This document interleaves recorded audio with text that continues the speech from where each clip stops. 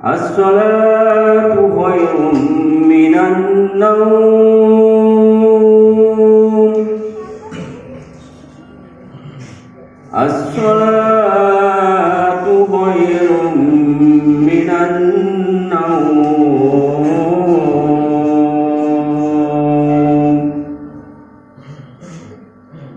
Allahu Akbar, Allahu Akbar. La ilaha illallah.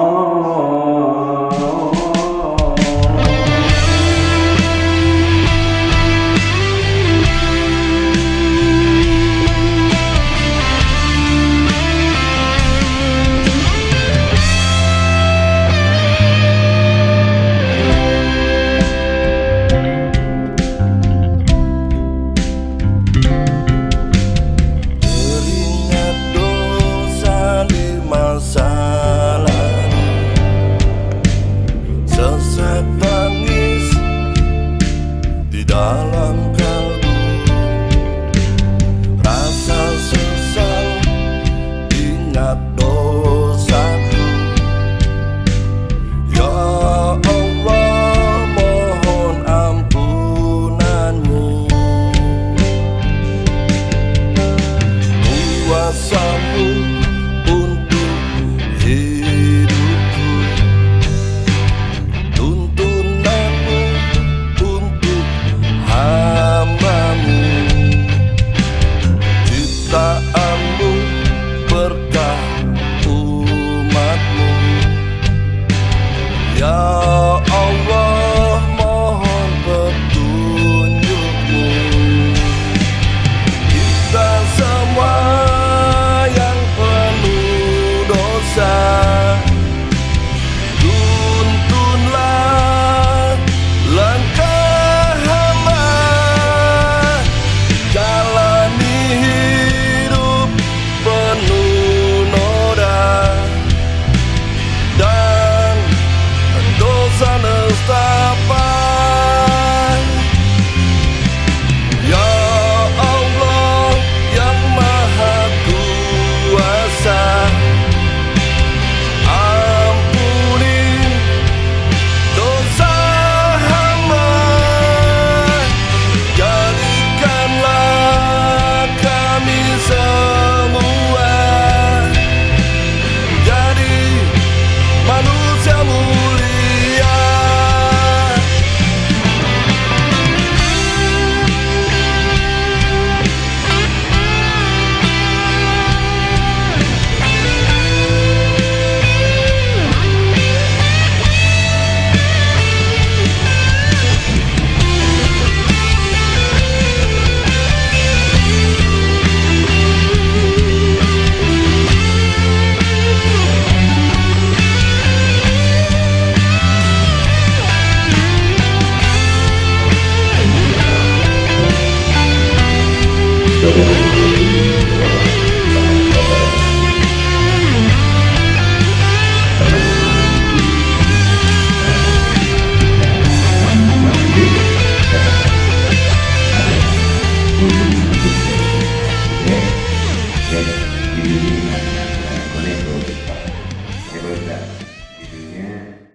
Perintahnya meninggalkan larangannya.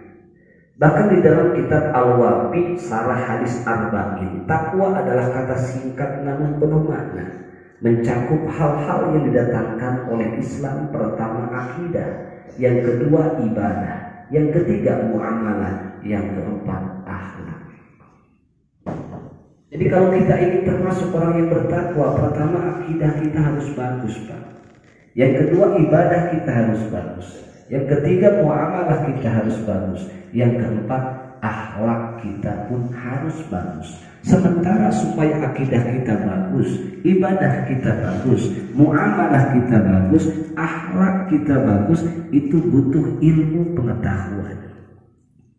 Supaya akidah kita bagus, maka ilmunya adalah ilmu tauhid. Supaya ibadah kita bagus, maka ilmunya ilmu fikih bagian ibadah. Muamalah kita supaya bagus, ilmunya ilmu fikih bagian muamalah. Bahkan jikalau ingin akhlak kita bagus, ini pun butuh ilmunya ilmu tasyawuf. Lalu bagaimana caranya Ustaz agar kita paham ilmu agama? Jawabannya firman Allah, innama yakhshallaha min ibadihi ulama. Sesungguhnya orang yang akan takut, orang yang akan mampu melaksanakan. Telepon kan masih bisa, betul nggak? Iya. Di SMS masih bisa. Cuma dia nggak bisa SMS, nggak bisa telepon. Itu kategori orang yang kartu SIM-nya sudah masuk masa tenggang. Begitupun di antara manusia banyak bu, hatinya imannya sudah masuk masa tenggang. Begitu tiba waktu dohor, berhenti kerjanya, cuma gak sholat dohor, cuma dahar doang. Itu sudah masuk masa tenggang. Makanya supaya hati kita jangan masuk masa tenggang, supaya kartu SIM kita jangan masuk masa tenggang, apalagi sampai diblokir sama operator, maka jawabannya cuma satu, kita harus rajin isi pulsa. Begitupun hati kita, agar hati kita, iman kita jangan masuk masa tenggang, apalagi diblokir dan dicabut oleh Allah Subhanahu wa Ta'ala. Jawabannya cuma satu, kita harus rajin-rajin pergi ke pengajian, insya Allah. Karena dengan ngaji bakal menjadikan satu wasilah kita mempunyai pemahaman ilmu agama. Ketika kita sudah paham ilmu agama, ini akan menjadikan satu wasilah kita akan mempunyai rasa takut kepada Allah. Ketika kita sudah takut kepada Allah, kita akan ridho kepada Allah, ridho akan hukum-hukum Allah. Ketika kita sudah ridho kepada Allah, ridho akan hukum-hukum Allah, maka Allah pun dapat memberikan ridho kepada kita. Dan jika kita sudah mendapatkan ridho dari Allah, maka kita semua akan mendapatkan keselamatan, maka kita semua akan mendapatkan kebahagiaan baik dunia maupun akhirat. Oleh sebab itulah kata Kanjeng Nabi, man arada dunya fa'alaihi bil ilmi, man arada akhirah fa'alaihi bil ilmi, man arada huma fa'alaihi bil ilmi. Kalau kau ingin bahagia di dunia, yaitu dengan ilmu. Kalau kau ingin bahagia di akhirat, yaitu dengan ilmu. Bahkan jikalau kau ingin bahagia dunia dan akhirat, yaitu dengan ilmu. Mudah-mudahan pengajian kita diberkahkan oleh Allah. Yang tadinya jarang ngaji, beres gini kuliah subuh, mudah-mudahan rajin ngajinya. Yang tadinya malas sholat, beres gini kuliah subuh, mudah-mudahan rajin sholatnya. Amin ya Allah ya Rabbal. Dan harapan kita mudah-mudahan kita selalu diberikan keistiqomahan dalam melaksanakan perintah Allah. Amin ya Allah ya Rabbal. Subhanaka la ilma lana illa ma 'allamtana innaka antal alimul hakim. Subhanaka la fahma lana illa ma fahamtana innaka antal jawadul karim. Allahumma inna nas'aluka ilman nafi'an wa rizqan wasi'an wa shifaan min kulli da'in wa saqamin bi rahmatika ya arhamar rahimin. Allahumma inna na'udzubika min ilmin la yanfa wa qalbin la yakhsha wa du'ain la yusma. Allahumma ij'alna waj'al awladana min ahli ilmi wa min ahli al-khair wa la taj'alna wa iyyakum min ahli syarri wa dhair. Allahumma barik lana bi rajaba wa sa'bana wa balighna ramadana wa hafil maqasidana. Rabbana taqabbal minna innaka antas samiul alim wa tub alaina innaka antat tawwabur rahim. Rabbana ya Allah atina fid dunya hasanah wa fil akhirati hasanah wa qina adzabannar. Walhamdulillahi rabbil. Mungkin itu saja yang dapat saya sampaikan. Terima kasih atas segala perhatian.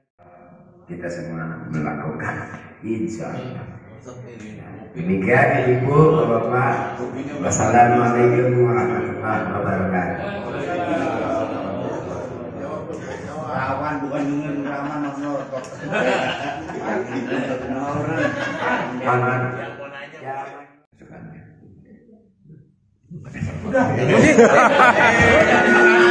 Nanya. Tuh, ibu-ibu. Ibu, siapa mau nanya ibu-ibu? Ada mau nanya? Pak Rahman mau nanya nggak Pak? Dalam hati Pak Rahman, saya ini bertanya tuh mas saya malah untuk mengatakan. Iya. Orang pun nanya kapan mau? Itu pertanyaan. Assalamualaikum warahmatullahi wabarakatuh. Pak Ustadz, Pak Im nggak pakai wong. Saya mewakili Rahman nih. Kan Bang Rahman kurang lebih udah hampir 2 tahun ya Bang Rahman ya. Ditinggal hampir setahun ditinggal sama istrinya. Tuh, meninggal istrinya. Nah, Bang Rahman ini ada niatan mau ijab gitu. Bahasa Arab. Mau ijab itu kira-kira supaya cepat bagaimana Pak Ustaz? Begitu Pak Ustaz. Makasih. Assalamualaikum warahmatullahi wabarakatuh. Nyari juga pasangan dulu. Kalau ini bukan nanya curhat ini. Iya. Jadi pengen nikah. Iya. Nikah itu kesenangan baginda Nabi. An-nikahu sunnati faman raghiba an sunnati falaysa minni. Bahkan kalau orang belum nikah itu termasuk orang yang masih miskin. Jadi orang yang miskin di dunia bukan orang yang tidak punya harta dan benda. Orang miskin termiskin di dunia bukan anak gelandangan yang pakaiannya compang-camping. Orang termiskin di dunia bukan anak yatim yang tidak punya ayah dan ibu. Ternyata orang termiskin di dunia miskinun rojulun laysa lahu zawjatun. Ternyata orang yang termiskin di dunia yaitu lelaki yang belum mempunyai istri. Kasihan. Kalau belum berarti gue masih bujangan, bukan udah. Ayo. Tensi lagi neta. Intinya kalau pengen cepat dapat jodoh, kita manusia hanya berencana, Allah yang menentukan segalanya. Takdir ada takdir mubrom, ada takdir mu'alaq, ada takdir yang tidak bisa dirubah dan ada takdir yang bisa dirubah. Ketika kita sudah mengetahui ada takdir yang tidak bisa dirubah dan ada takdir yang dapat dirubah, maka kita sebagai manusia harus berusaha, berikhtiar, berdoa, serta bertawakal kepada Allah. Jikalau hasil, alhamdulillah. Jikalau tidak berhasil, keimanan kitalah yang menjawab wa bil qadari khairihi wa syarrihi minallahi ta'ala. Baik dan buruknya, berhasil dan tidaknya, itu sudah ketentuan Allah Subhanahu wa ta'ala. Kita manusia hanya bisa berencana, tetapi Allah lah yang menentukan segalanya. Assalamualaikum Pak Ustadz, saya mau nanya. Ini kan biasanya kan kalau saya jawab Assalamualaikum, terus suka ada yang jawab Waalaikumsalam, suka ada yang jawab Waalaikumsalam gitu. Jadi yang sebaiknya itu yang mana atau sama aja gitu Pak? Sama. Ini pertanyaan menarik ya. Jadi Rasulullah SAW telah memberikan contoh. Apabila ada orang mengucapkan salam, sebelum kita bahas terlebih lanjut, mengucapkan salam hukumnya sunnah, menjawab salam hukumnya fardu kifayah. Di mana fardu kifayah? Apabila ada sebagian orang muslim melaksanakan, gugur kewajiban. Kalau semuanya melaksanakan, semuanya dapat ganjaran. Tapi kalau tidak ada satupun yang melaksanakan, maka semuanya akan mendapatkan dosa. Itu fardu kifayah. Termasuk menjawab salam hukumnya fardu kifayah. Dalam masalah menjawab salam ini, Rasul telah memberikan contoh kepada umatnya, yaitu kita semua. Ketika ada orang mengucapkan Assalamualaikum, sunnah dijawab Waalaikumsalam warahmatullah. Ketika ada orang yang mengucapkan salam Assalamualaikum warahmatullah, maka jawab Waalaikumsalam warahmatullahi wabarakatuh. Sekarang pertanyaannya, Ustaz, gimana kita di Indonesia ini kan bergaul dengan orang-orang luar dari Islam. Apabila ada non-muslim mengucapkan salam kepada kita, itu bagaimana jawabnya? Assalamualaikum, kata non-muslim. Jawab Waalaikumsalam atau Waalaikumsalam bighairi wawin, jangan memakai waw itu. Kalau sesama Islam pakai waw waalaikum, tapi kalau muslim assalamualaikum jawabnya Waalaikumsalam, jangan pakai waw. Jangan pakai waw, ini ilmu nih. Jangan memakai waw. Waalaikumsalam. Dengerin man. Dengerin kalau man. Orang yang naik mobil sudah mengucapkan salam kepada orang yang naik motor seperti itu. Adapun jawabannya tadi, ketika ada ucapan assalamualaikum orang Islam, waalaikumsalam warahmatullah. Ketika ada yang mengucapkan salam assalamualaikum warahmatullah, waalaikumsalam warahmatullah. Assalamualaikum warahmatullahi wabarakatuh. Waalaikumsalam warahmatullahi wabarakatuh. Pak Ustadz, untuk menambah ilmu, tadi kan katanya kalau handphone itu harus sering-sering, ibaratnya handphone harus sering-sering diisi pulsa ya, untuk biar ilmunya makin banyak gitu. Nah, ini juga kalau ibu-ibu ya, kan sekarang lagi marak banyak yang ikut kajian, senang ikut kajian, bagus untuk nambah ilmu juga. Nah, biasanya kalau untuk ikut kajian itu biasanya pagi. Nah, pagi itu kalau misalnya suaminya belum berangkat kerja, Pak Ustadz, sedangkan kita tuh pengen banget ikut kajian dan rajin gitu, misalnya dalam seminggu sampai 5 kali dalam seminggu. Tapi resikonya kita jadi nggak bisa ngurusin suami, karena kan itu biasanya pagi. Sedangkan untuk ngurusin suami itu kan juga ibadah paling terbesar ya untuk seorang istri. Itu gimana sebaiknya Pak Ustadz? Ya, terima kasih. Assalamualaikum warahmatullahi wabarakatuh. Keluar rumah karena banyak bid'ahnya. Sebetulnya kewajiban yang mendidik istri itu bukan pengajian, tapi suaminya sendiri. Itulah sebabnya nikah itu disunahkan bagi orang yang sudah kuat dohir dan batin. Kekuatan dohir, sandang, pangan, papan, termasuk biologisnya, kejantanan. Batinnya yaitu pendidikan agamaku, anfusakum wa ahlikum naro, jaga dirimu dan keluargamu dari siksa api neraka. Untuk salah satu menjaga diri kita dan keluarga kita dari siksa api neraka, yaitulah pendidikan ilmu agama agar kita menjadi keluarga yang bertakwa kepada Allah Subhanahu wa Ta'ala. Cuma fakta realita kan suami dan guru mendidik istri. Bagaimana caranya? Solusinya, ulama sementara kajian pengajian itu bertepatan dengan suami belum berangkat kerja. Ibu layani suami aja dulu. Gak usah ikut pengajian. Pengajian itu tujuannya supaya kita mampu meningkatkan ketakwaan, baik hubungan Allah maupun hubungan manusia, termasuk melayani suami. Sementara ngaji, sementara melayani suami itu buah dari pengajian, artinya pengamalan dari ilmu.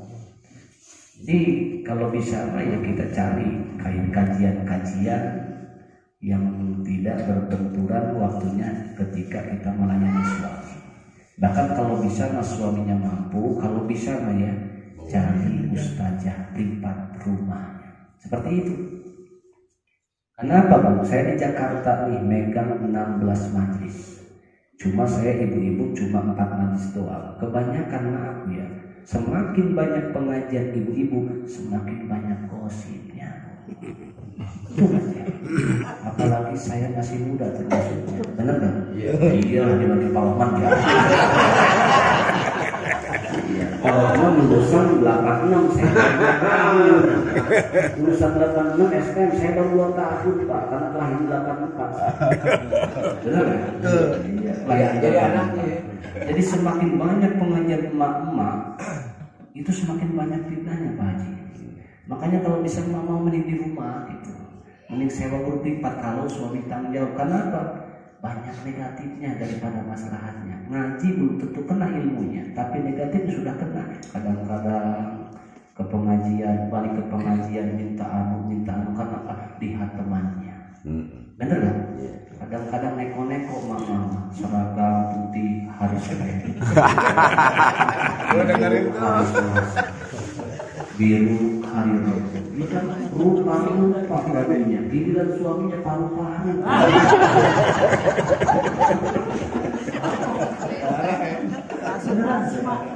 Ini pengalaman kita.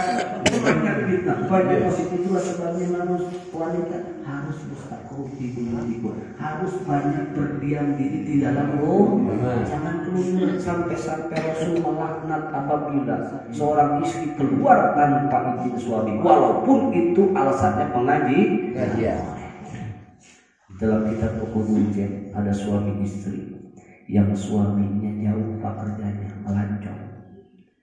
Suatu hari dia mendengar kabar orang yang sakit. Dia sembari mau nengok orang tuanya belum dapat izin suaminya karena suaminya akhirnya dia pulang untuk melihat Rasul. Ya Rasulullah, suami saya masih kerja. Ya Rasulullah, sementara orang tua saya sedang sakit, apakah saya tak berdoa atau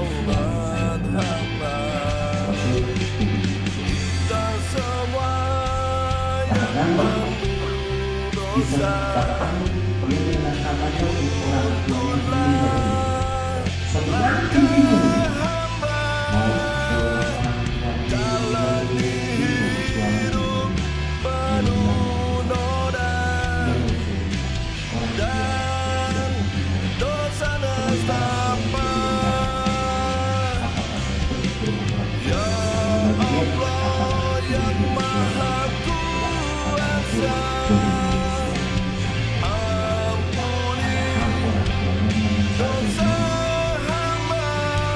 itu suaminya pulang dia banget suami yang